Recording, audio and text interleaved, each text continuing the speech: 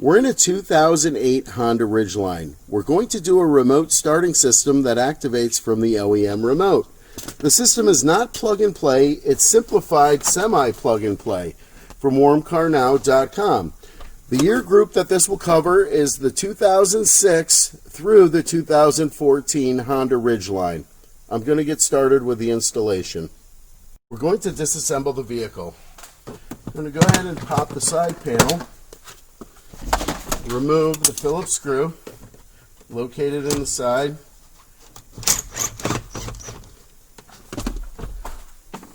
We're going to go ahead and we're going to apply outward pressure to the dash. Sometimes it can be very tight. Plastic tool's good to get this stuff started.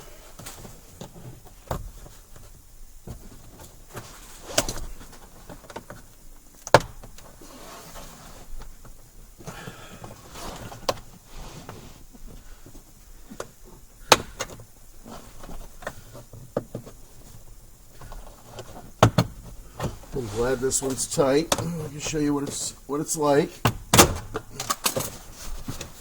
I don't think it's just going to fall off in your hands. So it's tight over here. I'm just going to wiggle it a little bit. Try to get behind it with a plastic tool. There we go. Okay, a couple plugs. Going to unplug. Cruise control. VSA off. We're going to remove the steering column cover plastic. We're going to go ahead, take out the 3 Phillips screws.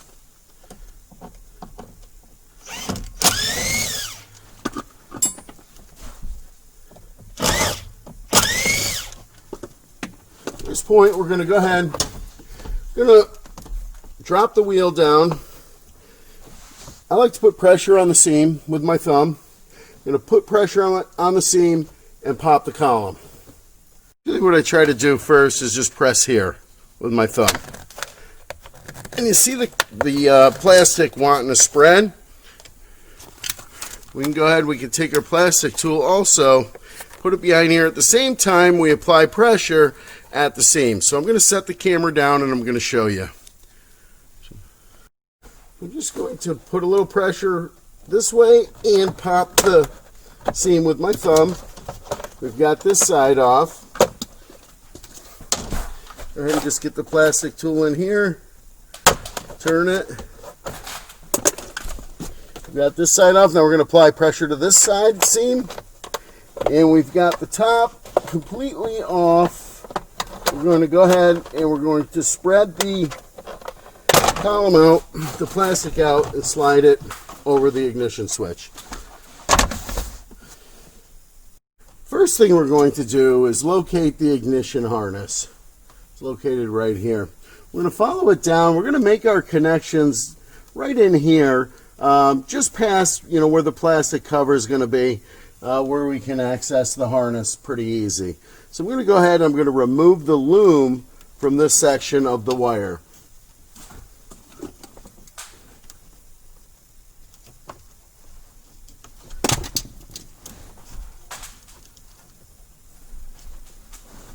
We'll just make a couple shallow cuts.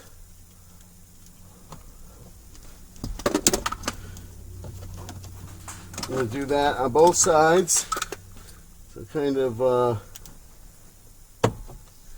ahead, I'm going to make a slice across it.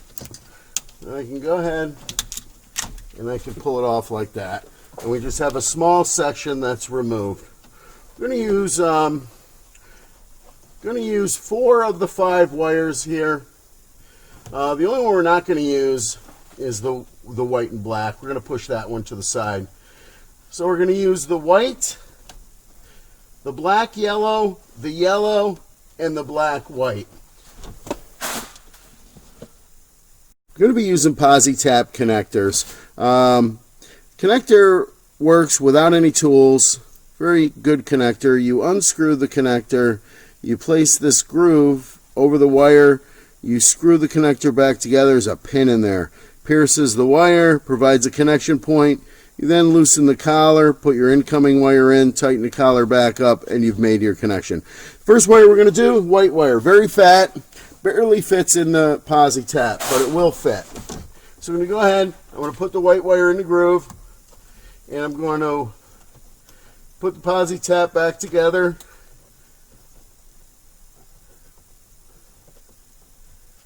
So you want to make sure when you thread it on, you don't cross thread it. Now tight. So we've made our first connection here just about. So we're going to go ahead, now we're going to put a posi tap on the black wire with the yellow stripe. It's a little bit smaller of a gauge, better fit for the posi. I'm staggering them out a little bit so they're not all in one spot. Okay, so we'll do that one again. So again, they should go back together smooth. If they go back together rough, you've cross-threaded it. You can unscrew it and redo it. So now we're going to do the black wire with a white stripe. And again, staggering the posis. So I'm going to put this one to this side here.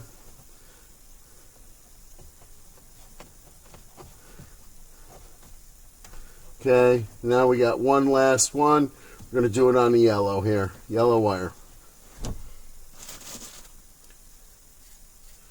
This is a little bit better than having to use a T-tap. I think there's a better connection, and the fact that they're toolless and you're not chewing up the wires by putting a T-tap on and having to redo it.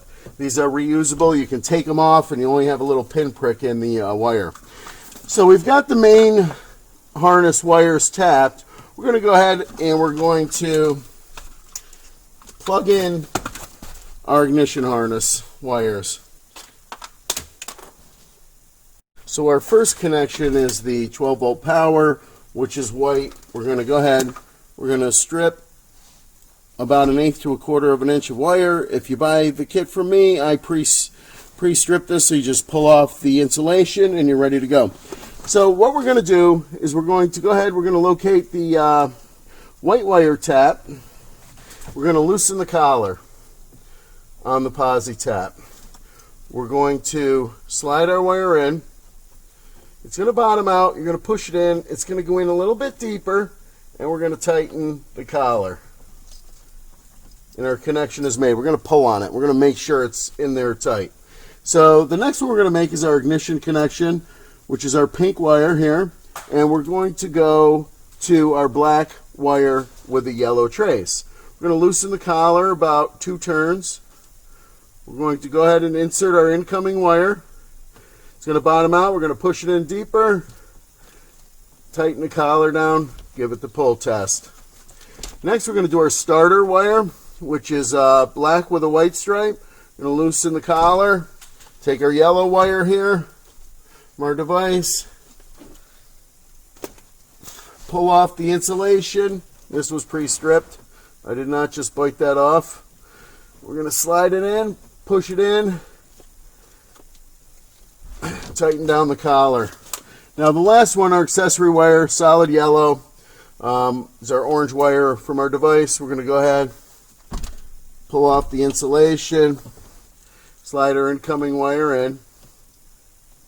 Make sure all the strands go in the connector, push it down, tighten the collar, give it the pull test. And we're done. I'm pulling on them. They're very solid connection. So we're going to go ahead and drop these down here. Next connection will be our ground connection. We want a bare metal ground. We don't want any plastic involved. We don't want to be connected anywhere near the steering column. We want them in the structure of the vehicle, bare metal. So we're going to go ahead and find a ground point. So our harness is going to come over this way when we mount our device. We have a nice ground screw located right here. It's a 10 millimeter. We can come up through here and around in here and put this 10 millimeter through this ring. So we're going to go ahead, we're going to remove the 10 millimeter.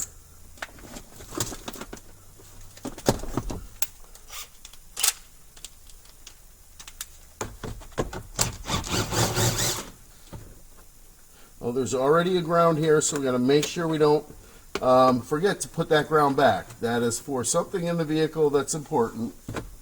So I'm going to go ahead,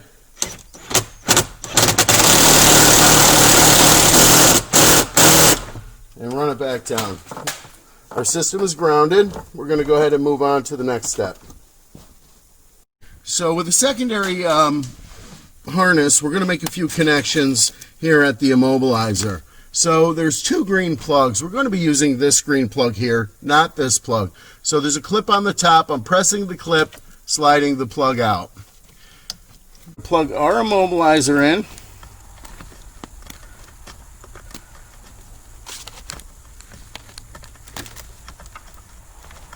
A little hard to see in here.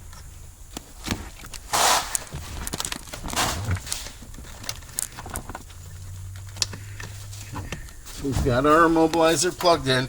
Now we're going to plug the vehicle's immobilizer plug into our T-harness plug here. So we've got.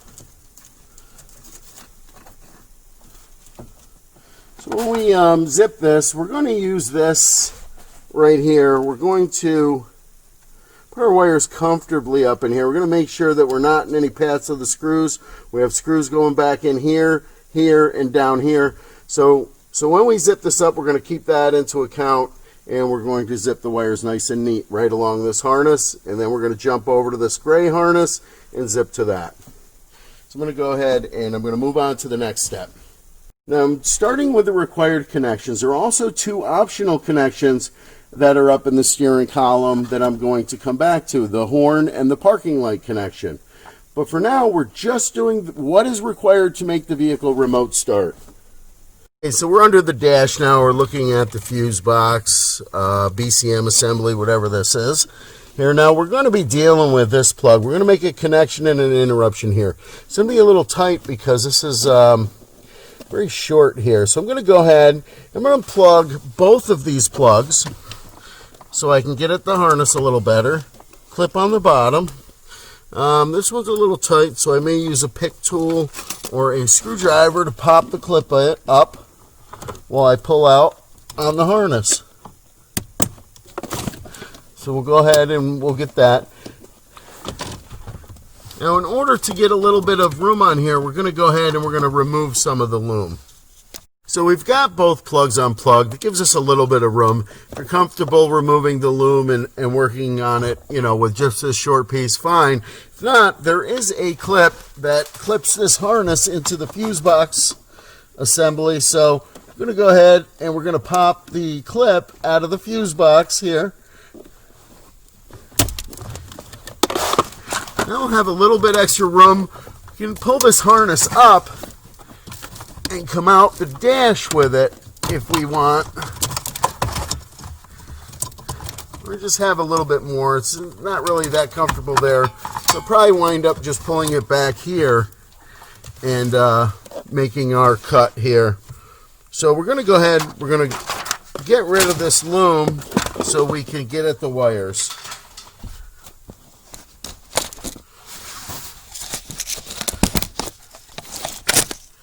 Okay,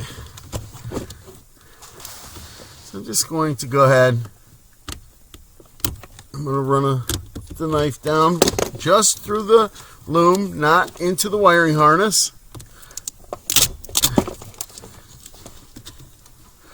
You got some tape here holding it up. Undo that.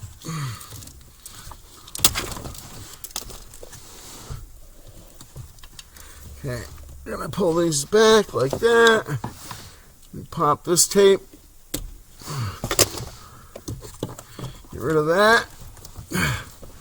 Spread these out a little bit. And here we go. We've got some working room now. So we're kind of going to do the same thing on this plug. We're going to make an interruption and a connection. Our connection is going to go on this brown wire with a black trace. Now notice I have the clip in the down position. I'm counting over 4 pins on the bottom row. Don't forget to count the empty pin on the end. 1, 2, 3, 4. Brings me to this brown wire with a black stripe. So that's going to be our door lock data wire. We're going to make a connection to that wire. And if we want the OEM remote to stay active during remote start, we've got to come all the way over to the end on this yellow wire right here. This is an ignition wire. It's at the end of the plug. Don't confuse it with the yellow wire over here. It's on this side, totally opposite of this brown wire with the black stripe. We're going to cut this wire and connect to both sides of it. So I'm going to go ahead, I'm going to route my harness over here, and I'm going to get to it. Okay, so we're going to unband the harness with the door lock data wire connection and the interruption connections. Going to get rid of these labels. Okay, so we'll go ahead and we'll make our straight connection first. Use a posi tap, red posi tap, unscrew it, slip it around the wire.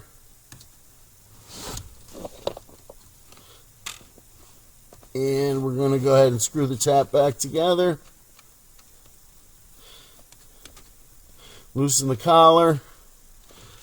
Couple turns. Now we have a wire labeled door lock data. It's brown off of our unit. We're going to go ahead, or single can it could be labeled. We're going to go ahead and we're going to put it in the connector. Push it down. Tighten the collar. Now for our interruption, it's going to be a little bit tougher. I'm just pulling a little on the wire, get a little more. We'll go ahead, going to cut it comfortably back from the plug. Again, there's a plug side of the cut, car side of the cut. The yellow with the red. I'm going to go to the plug side. So we're going to go ahead, we're going to strip about 1/2 of an inch. We're going to twist them together.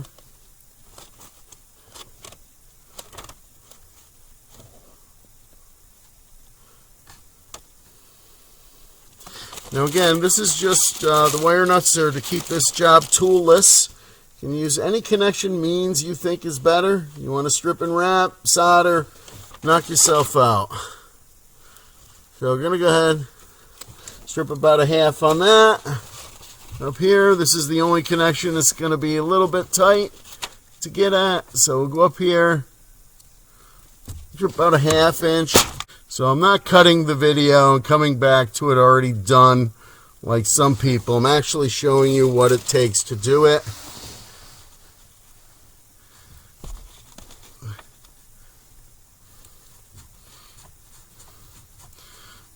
Okay. Interruption is made. Single can wire or door lock data wire is connected. I'm going to go ahead.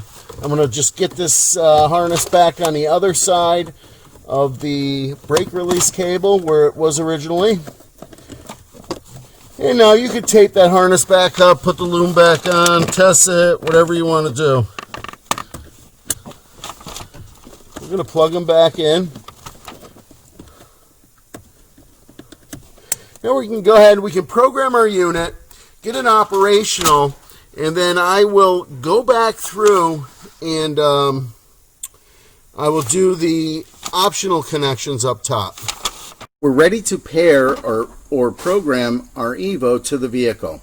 We're going to start by locating the program button on the top of the Evo. We're going to hold this program button down. We're going to watch the indicator lights on the front. When we plug in the 6-pin plug with the button down, the indicator lights are going to begin to cycle. We want to release on a solid red. So we're going to go ahead, we're going to plug it in. There we have a blue, we have a red, we release the button. If we fail to release the button, the lights will continue to cycle for as long as you hold the button down. I'll show you that. Or if you release on the wrong color, you can repeat the procedure. So this example is what happens if you don't release on red. So you have our blue, red, yellow, blue, red, blue. It'll come back around to red and we've released on the second time. This is acceptable as long as we release on red. So now we're going to plug in the remaining connectors. On our secondary harness, we have what is called the 20-pin. We're going to plug that into the Evo. Then on the back, we have a red plug, which is going to plug into the red port, and a white plug, which is going to plug into the white port. Now when you're plugging these plugs in, be conscious not to press that button while you're doing this, because the next step is to press and release the program button 2 times. So if we're touching the button while we're plugging in the plugs, then it's not going to program correctly. So now with a solid red light, we press and release the program button 2 times. 1, 2. The red light will begin to flash. At this point, we're going to place the key in the ignition and we're going to turn it to the run position. We're not going to start the vehicle. We're just going to click it to run. The red light will flash rapidly and go out. The blue light will come on and flash rapidly. This is an indication that the programming is complete. We'll now shut the key off and remove it from the ignition. We're ready to test our remote starter. We're outside of our vehicle. We're going to activate remote start.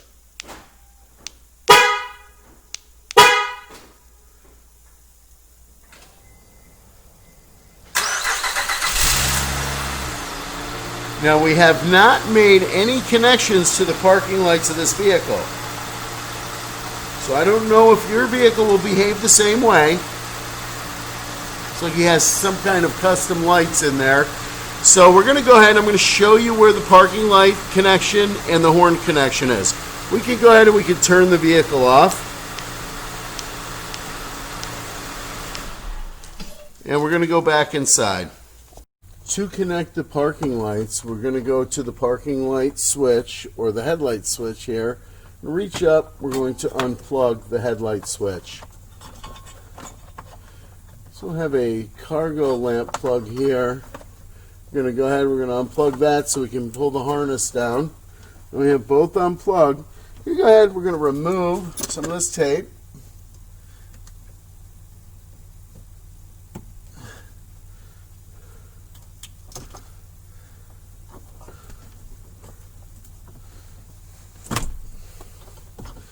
Okay, to identify the parking light wire, with the clip up, look at it from the back. We're looking for the solid blue wire located 3 pins in from this side. 1, 2, 3. Have the solid blue wire. We can verify by putting a test light on the wire and putting a ground signal on it. So we just have a grounded test light, and when we touch the wire, it activates the parking lights. So if we want our parking light connection to be made, we would make that connection here. We would use a posi tap. I'm going to locate a horn connection for you also. We've made our parking light connection. We're going to go ahead and plug the switch back in. We're under the dash next to the emergency brake. So there's 2 plugs under there to the right of the emergency brake. The horn wire is located right there where my test light is hanging. It's a green wire with a yellow stripe. It is the second pin down from the corner. I'm going to show you. It's virtually impossible to get the steering column cover plastic off on top, and the horn plug up in the steering column is under that plastic. So if we were to put a ground on this wire, that is our horn wire. So we're going to go ahead and get a little closer. So you see the wire, green with a yellow stripe, second pin down from the top on the plug. Go ahead, I'm going to my plastic tool up here, right here. You can see where the test light was hanging on it. Now we also have the MyCar smartphone controller available for this system. I'm going to go ahead and connect to MyCar and show you how it works with the 2006 through 2014 Honda Ridgeline. To install the warmcarnow configured MyCar unit, we'll locate our blue plug, locate the 4-pin blue plug on our unit, and plug the MyCar in. The MyCar unit will begin to search for cellular and GPS signals. The green light is a cellular search light.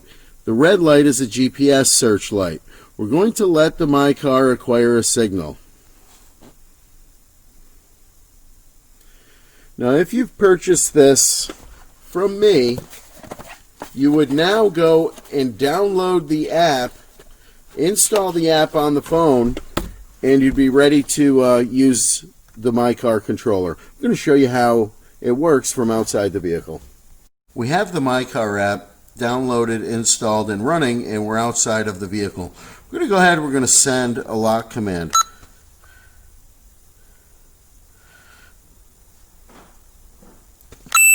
We can unlock the vehicle.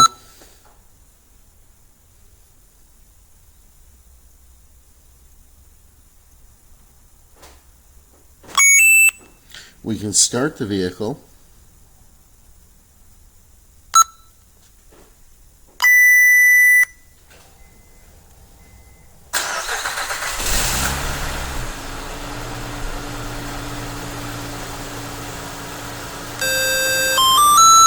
Have a confirmation and the runtime indicator.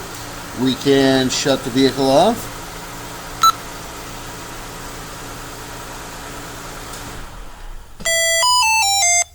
And we can locate the vehicle using the GPS locator.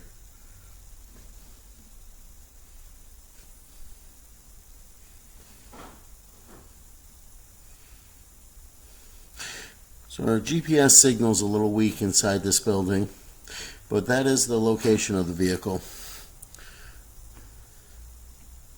We offer the system with the extended range RF antenna kits. This is the RFK411, single button, capable of locking, unlocking, and starting the vehicle. Has an effective range of 2,000 feet. I'm going to show you how to program the RFK411 antenna kit to the evo-one. Now, no matter what the vehicle is, this antenna kit will program to the evo-one the same way. The first thing we have to do before we begin the programming sequence is we have to make sure the LED by the loop that you cut for automatic transmission use is not blinking. If the light is blinking, we must unlock the doors with the OEM remote first. This will stop the light from blinking. Now the module will accept an RF antenna kit. The first step is to plug the antenna into the wire, plug the wire into the unit. It's the 4-pin blue plug. I'm going to go ahead and plug in the antenna. There is an LED on the antenna that'll give us some feedback here. We're going to have the two remotes that we want to program accessible. What we're going to do is we're going to put the key in the ignition and turn the ignition to the run position.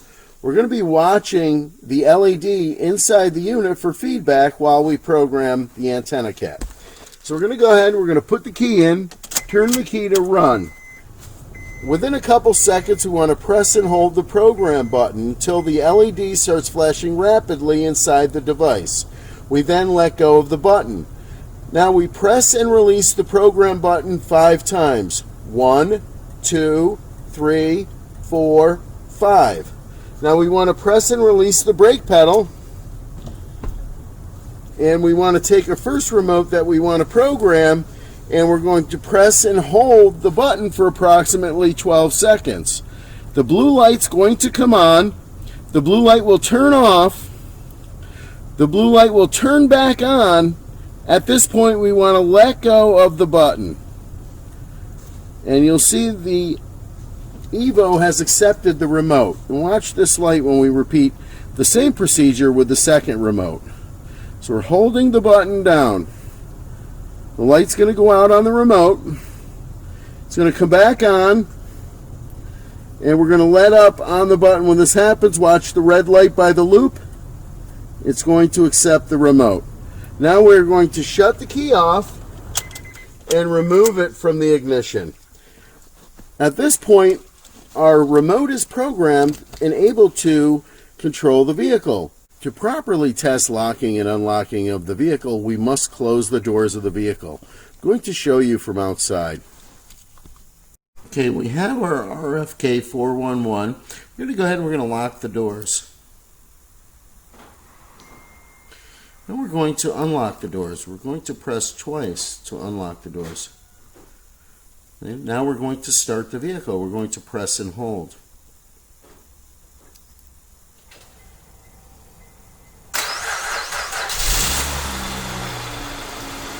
We can shut our vehicle down by pressing and holding the remote start button also.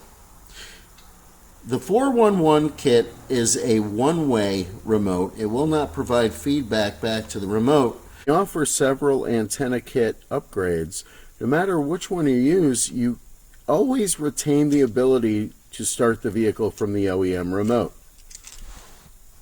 Another combination we have is with the RF642W remotes. These remotes are two-way remotes with an effective range of 3,500 feet. They will confirm commands sent to the remote starter back to the remote. I'm going to show you how to program the RF642W remotes. I'm going to show you how to program a pair of RF642W remotes to an evo-one. No matter what type of vehicle you're installing in, the procedure to pair these remotes to the evo-one is the same and is as follows. First thing you want to do is make sure that the light inside the unit where you cut the loop for the automatic transmission is not blinking. If the light is blinking, you must press unlock on the OEM remote to turn that light off. The evo-one will not accept programming with that light blinking. So now the next step would be to watch this light for feedback, and there's also an LED on the antenna. It's going to provide limited feedback. So we're going to turn the key to the run position. Within a couple seconds, we're going to press and hold the valet button plugged into the 2-pin plug. The red light inside the unit is going to begin to flash rapidly. At this point, we let up on the button. We now want to press and release the button 5 times. 1, 2, 3, 4, 5. We want to press and release the brake pedal. And the red light is providing feedback the whole time here. Now we take the first RF642W remote, we press the bottom button, and then we press the top button. The remote will chirp and a green light will illuminate, indicating that the remote has been successfully learned. The red light inside the unit will also flash, confirming. So again, we're going to take the second remote, press the bottom button, and then the top button.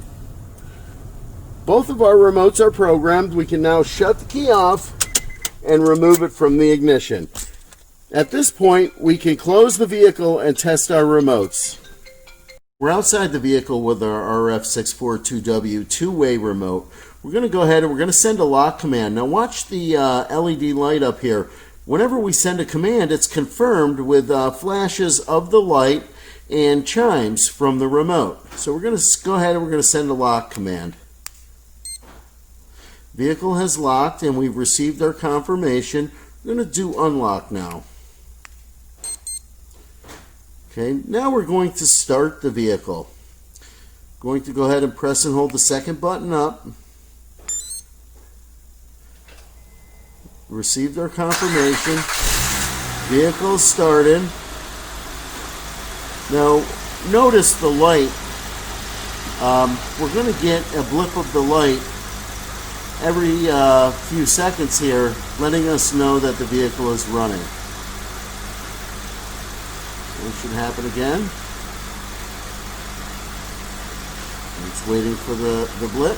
There we go. Now we're going to shut the engine off by pressing the bottom button and the second button up. And we have a confirmation with the 2 red LEDs that the vehicle has shut down. Remember, whatever RF antenna kit, cell phone controller you add, if you have the start from the OEM remote feature activated, you will retain this feature. You will not lose this.